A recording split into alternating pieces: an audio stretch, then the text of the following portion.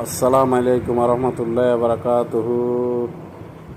মাশাল্লাহ মাশাল্লাহ মাশাল্লাহ রহমানুর রাহিম।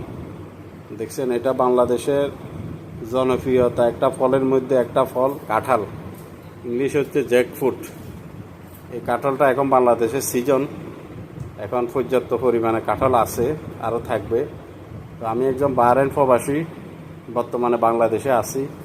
তো এটা আমাকে একজনে হাদিয়া দিছে, যাক ওনাকে ধন্যবাদ।